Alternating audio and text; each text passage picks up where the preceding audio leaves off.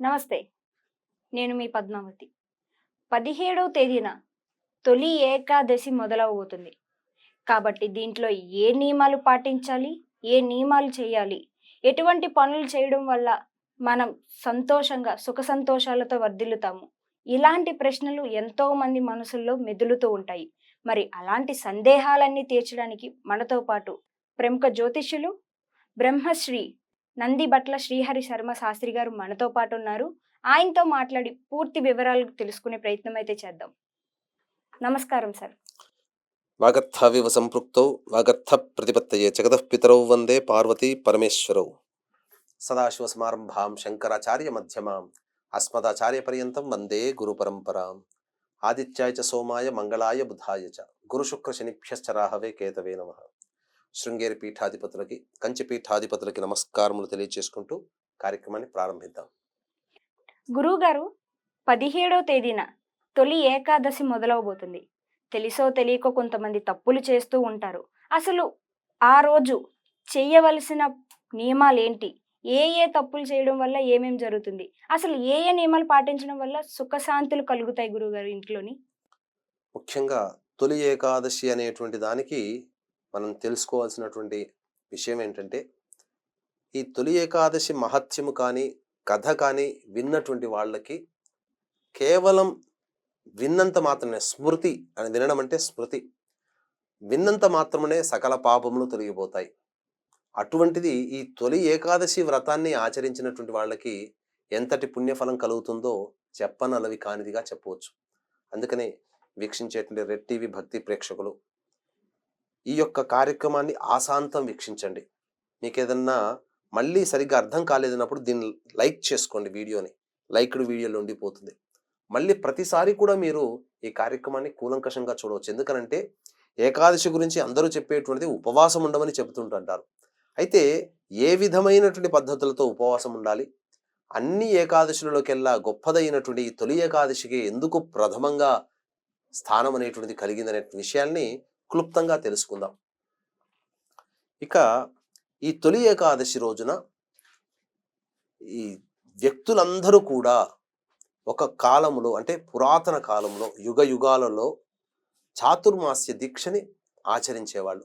కాలక్రమేణా ఆ దీక్ష అంతా తగ్గిపోయి కేవలం సన్యాసులు, అలాగే ఈ దేవతా ఉపాసన ఉన్నవాళ్ళు మాత్రమే చేసుకోగలిగేటువంటి, అనగా మఠాధిపతులు, పీఠాధిపతులు మాత్రమే, జగద్గురువులు మాత్రమే చేసుకోగలిగినటువంటి ఈ యొక్క ఆరాధనగా చెప్పబడి ఉంది.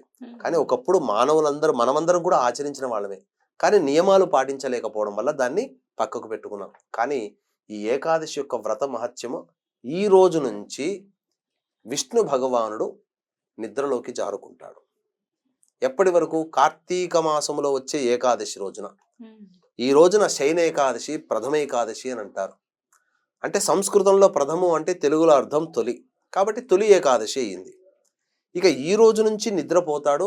ఎక్కడ ఉంటాడు ఈ రోజు నుంచి అంటే, బలిచక్రవర్తికి ఇచ్చినటువంటి మాట ప్రకారము పాతాళంలో విష్ణు భగవానుడు ఉంటాడు. మళ్ళీ కార్తీక శుద్ధ ఏకాదశి రోజున భూమండలానికి తిరిగి వస్తాడు.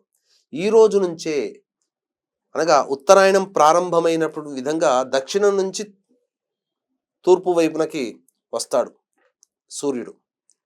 అలాగే అనగా ఉత్తరం వైపు వస్తాడు. ఉత్తరం నుంచి ఈ రోజు నుంచి దక్షిణం వైపు మొగ్గు చూపుతాడు. అందుకనే అన్ని కర్మలకి ప్రత్యక్ష సాక్షిభూతుడు సాక్షాత్తు నారాయణ స్వరూపుడు ఆదిత్యుడు. కాబట్టి సూర్యోదయం కంటే ముందే నిద్రలేచి ఉదయిస్తున్నటువంటి సూర్యుడికి నమస్కారం చేసి సూర్యాష్టకం 6 సార్లు పఠించిన తరువాత ఇక తెల్లటి పట్టు వస్త్రములు కానీ, తెల్లటి వస్త్రములు కానీ ధరించి ఇంట్లో ఆవునేతితో దీపారాధన చేసి, తులసి చెట్టు దగ్గర కూడా దీపారాధన చేసి, విష్ణు సహస్రనామ పారాయణం చదివి ఆవు పాలు 2 అరటిపండ్లు నైవేద్యంగా పెట్టాలమ్మా. ఇక ఈ తొలి ఏకాదశి రోజున ఎటువంటి భోజనములు తినకూడదు. అయితే ఇక్కడ గమనించాల్సినటువంటి అంశం ఏంటంటే, ప్రధానంగా వీక్షించేటువంటి ప్రేక్షకులు కూడా తొలి ఏకాదశి మహత్యము ఎలా ఆవిర్భవించిందనేటువంటి యొక్క విషయాన్ని తెలుసుకుందాం. తాళజంగుడు అనేటువంటి రాక్షసుని యొక్క కొడుకు మురాసురుడు. కాబట్టి ఈ మురాసురుడు బ్రహ్మవర ప్రసాదము చేత దేవతలతో, అలాగే ప్రజలతోని వైరములు పెట్టుకొని యుద్ధములు చేసి ధర్మంగా ఉండే వాళ్ళందరినీ కూడా సంహరిస్తూ ఉండి లోకాన్ని అంతా నాశనం చేస్తూ ఉంటే మనకేదైనా సమస్య వస్తే ఇంట్లో ఎవరికి చెప్పుకుంటాం? భర్తకి చెప్పుకుంటాం, తల్లిదండ్రులకు చెప్పుకుంటాం. అదే ప్రజలకి సమస్య వస్తే రాజుకు చెప్పుకుంటారు. రాజులందరూ కలిసి సమస్య వస్తే దైవానికి చెప్పుకుంటారు. ఇలా ప్రపంచంలో ఈ భూప్రపంచంలో ఉన్నటువంటి రాజులందరూ కూడా బ్రహ్మదేవుని మొరపెట్టుకుంటే ఆ బ్రహ్మదేవుడు నా వల్ల కాదు, నా వరం నేను తిప్పుకోలేను, విష్ణు భగవాన్ అందుకని సృష్టి స్థితి లయకారకాలలో స్థితికారకుడు అంటే రక్షించేవాడు విష్ణువు. కాబట్టి ఆయన్నే శరణు వేడదామంటే ఆ విష్ణుదేవుడి దగ్గరికి వెళ్ళగానే ఉన్నటువంటి సమస్యనంతా కూడా పరిశీలించి సంహరించడం కోసం ఆ మురాసురుడితో 1000 సంవత్సరాల పాటు ఏకధాటిన యుద్ధం చేస్తాడు. యుద్ధం చేసినప్పుడు అలసిపోతాడు.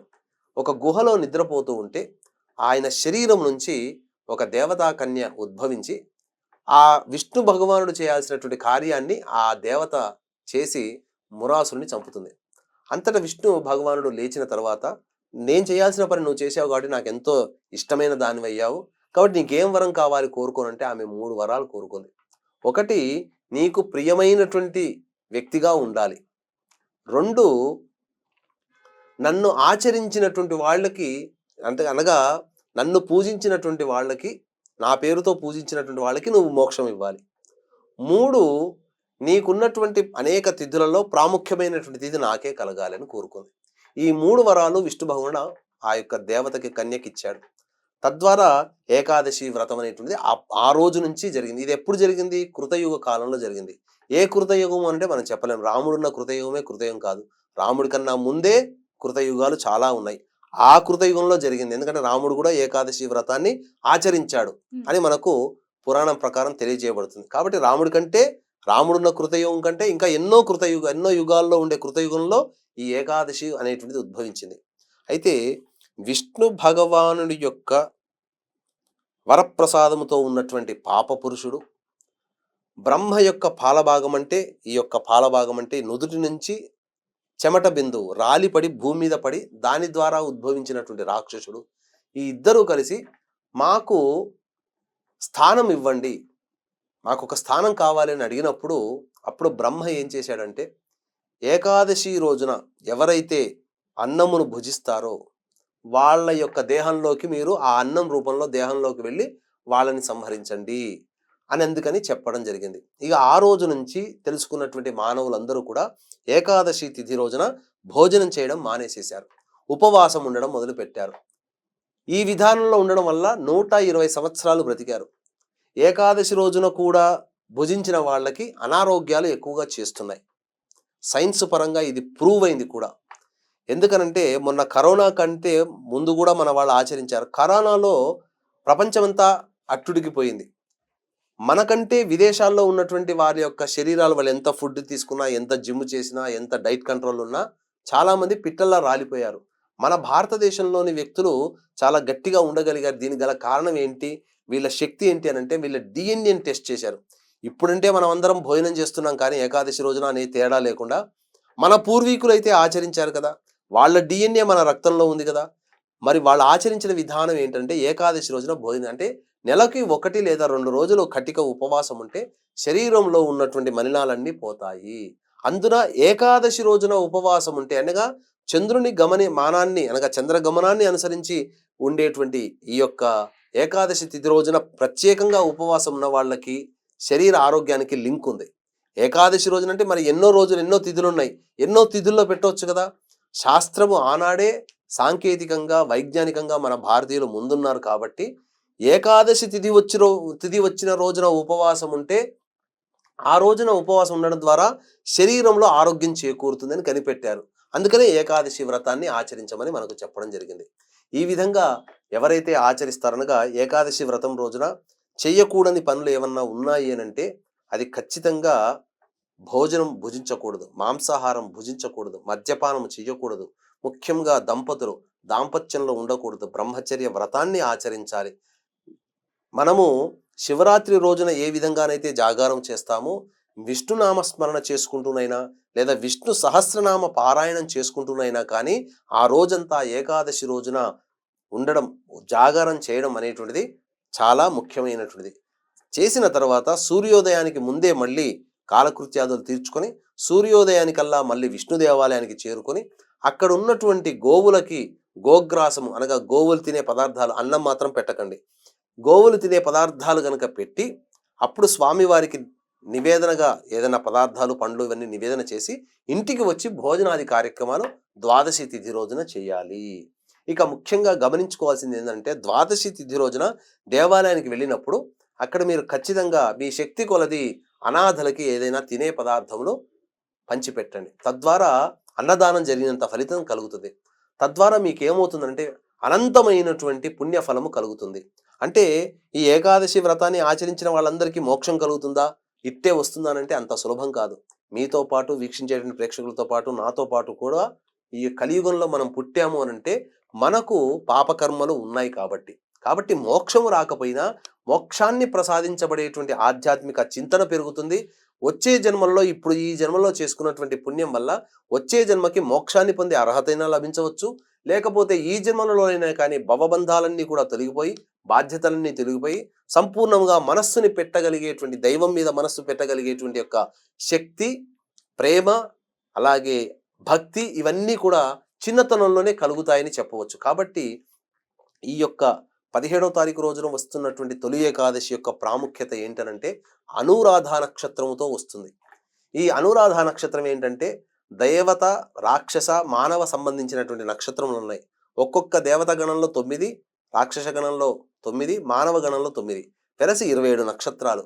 కాబట్టి ఈ యొక్క 9 దేవతా నక్షత్రాల్లో అత్యంత ప్రథమ స్థానంలో ఉండేటువంటిది దేవతాంశ సంభూతమైనటువంటి నక్షత్రము ఈ యొక్క అనురాధ నక్షత్రం. కాబట్టి ఈ అనురాధ నక్షత్రం రావడం వల్ల విశేషమైనటువంటి పుణ్యఫలం కలుగుతుంది. కాబట్టి వీక్షించేటువంటి ప్రేక్షకులు మీ ఇంట్లో పొద్దున పూట పూజ చేసుకున్న తర్వాత రావి చెట్టు చుట్టూ కూడా నారాయణాయ నమః అంటూ 108 ప్రదక్షిణలు చేయండి. చేసిన తర్వాత తూర్పు వైపున కూర్చొని విష్ణు అష్టోత్తరం 3 సార్లు చదవండి, లేదా విష్ణు సహస్రనామ పారాయణం ఆ రావి చెట్టు దగ్గర చేయండి. వెంట తెచ్చుకున్నటువంటి రాగి చెంబులో నీటిని ఆ యొక్క రావి చెట్టు మొదట్లో వేసి వెనక్కి తిరిగి చూడకుండా ఇంటికి వచ్చేయండి. ఈ విధంగా నియమాలు పాటించినటువంటి వాళ్ళకి తప్పకుండా విష్ణు యొక్క అనుగ్రహం వల్ల సమస్యలు తీరిపోతాయి. ముఖ్యంగా ఉద్యోగ అభివృద్ధి కలుగుతుంది. అలాగే నూతన నిరుద్యోగులకి ఉద్యోగం లభిస్తుంది. సర్వదా లక్ష్మీనారాయణులు ఆది దంపతులు కాబట్టి దాంపత్యం చక్కగా ఉంటుంది. వివాహం కావాల్సిన అబ్బాయిలకి అమ్మాయిలకి వివాహం అవుతాయి. అందుకనే ఈ యొక్క పూజ చేసుకోలేనటువంటి వాళ్ళు అనగా ఇంట్లో చక్కగా ఆచరించాలి. దీన్ని దృష్టిలో పెట్టుకునే ఈ యొక్క గురు పౌర్ణమి సందర్భంగా ఈ నెల 21వ తారీఖు రోజున గురు పౌర్ణమి సందర్భంగా శ్రీకాళహస్తి క్షేత్రంలో మా పీఠం ఆధ్వర్యంలో రాహుకేతు పూజ, అలాగే విద్యార్థుల కోసం సరస్వతి దక్షిణామూర్తి హోమాలు, వృషభ మిథున కర్కాటక సింహతుల వృశ్చిక మకర కుంభమీన రాశుల్లో జన్మించిన వారికి శని దోష నివారణ హోమాలు, అలాగే అనారోగ్యం, ఉద్యోగం, దాంపత్యం సమస్యల నివారణకి, వివాహ సమస్యల నివారణకి 18 రకాల హోమాది కార్యక్రమాలు కేవలం 1500 రూపాయల రుసుముకి చేయించడం జరుగుతుంది. అలాగే సంవత్సరం పొడుగుతా మీ కార్యక్రమాలు నమోదు చేసుకోదలిస్తే కార్యక్రమ తదనంతరం ప్రతి ఒక్క క్షేత్రంలో సంవత్సరం పొడుగుతా చేయించడం జరుగుతుంది. వాటి వివరాలు కూడా మీరు తెలుసుకోవచ్చు. కాబట్టి వీక్షించేటువంటి ప్రేక్షకులు కూడా గమనించారు కదా, ఈ యొక్క ఏకాదశి తిథిని మీరు ఎట్టి పరిస్థితుల్లో కూడా మిస్ చేసుకోకండి. తప్పకుండా ఈ యొక్క విష్ణు భగవాన్ని ఆరాధన చేయండి. ఎందుకనంటే కార్తీక శుద్ధ పాడ్యమితో ప్రబోధిని ఏకాదశిగా ఉంటుంది. కాబట్టి ఈ 4 నెలల పాటు విష్ణు భగవానుడు శయనించి ఉంటాడు. కాబట్టి ఆయన పేరు మీద చేసేటువంటి పూజలు ఏవైనా కానీ మేల్కొన్న తర్వాత ఆ యొక్క దైవానుగ్రహం మనకు కలుగుతుంది. వీలైతే అవకాశం ఉంటే ఖచ్చితంగా ఏదో ఒక సమయంలో విష్ణు దేవాలయాన్ని సందర్శించుకొని అర్చన జరిపించుకోండి. ఈ తొలి ఏకాదశి రోజున చాలా మహత్యం కలిగినటువంటిది తొలి ఏకాదశి. ఇక ఇంకా చెప్పాలి అనంటే ఏ ఏకాదశి తిథి రోజునైనా కానీ భోజనం చేయకూడదు. కనీసము ఈ ఒక్క ఏకాదశి తిథి రోజునైనా కానీ ఉపవాస నియమాన్ని పాటించండి. శక్తి ఉంటే షుగర్, బీపీలు అట్లాంటివి లేకపోతే కఠినమైన ఉపవాస నియమాన్ని పాటించండి. లేదు ఉడికించినటువంటి పదార్థాలు కాకుండా పులగములు తింటూ, పచ్చడి వేసుకొని తింటూ, లేదా చక్కెర వేసుకొని తింటూ, మీ యొక్క పాలు తాగుతూ, పండ్లు ఏదైనా కానీ అప్పటికప్పుడు తెప్పించుకున్నటువంటి పండ్లని భుజిస్తూ మీ యొక్క శరీరాన్ని నిలుపుకోండి. కానీ భోజనం మాత్రం చేయకండి. తప్పకుండా ఈ యొక్క నియమాల్ని పాటించండి. తద్వారా మీకు చాలా దైవానుగ్రహం అతి శీఘ్రంగా కలుగుతుంది అని చెప్పడంలో ఏమాత్రం సందేహం లేదు. రక్షించేవాడు విష్ణు భగవానుడు. కాబట్టి మీరు ఏ సమస్యలతో బాధపడుతుంటారో ఆ సమస్యలు, ఇబ్బందుల నుంచి, కష్టాల నుంచి మిమ్మల్ని ఆ యొక్క విష్ణు భగవానుడు రక్షిస్తాడు అని చెప్పడంలో ఏమాత్రం సందేహం లేదు. గురువు గారు చాలా చక్కగా వివరించారు. అండ్ వీక్షించే ప్రేక్షకులు కూడా గురువు గారు చెప్పిన విధంలో ఈ తొలి ఏకాదశిని పూజా కార్యక్రమాలు చేసుకొని దైవానుగ్రహం పొందుతారని మేము కూడా కోరుకుంటున్నాం. అండ్ అదే విధంగా గురువు గారు చెప్పినట్టు ఆ పూజా కార్యక్రమంలోని మీ గోత్రనామాలు చదివించుకునేందుకు గురువు గారి నెంబర్ కింద వేయబడుతుంది. గురువు గారికి కాల్ చేసి లేదా వాట్సాప్లో మెసేజ్ చేసి పూర్తి వివరాలు తెలుసుకోగలరు. ఇలాంటి మరెన్నో విషయాలు తెలుసుకునేందుకు చూస్తూనే ఉండండి. Thank you.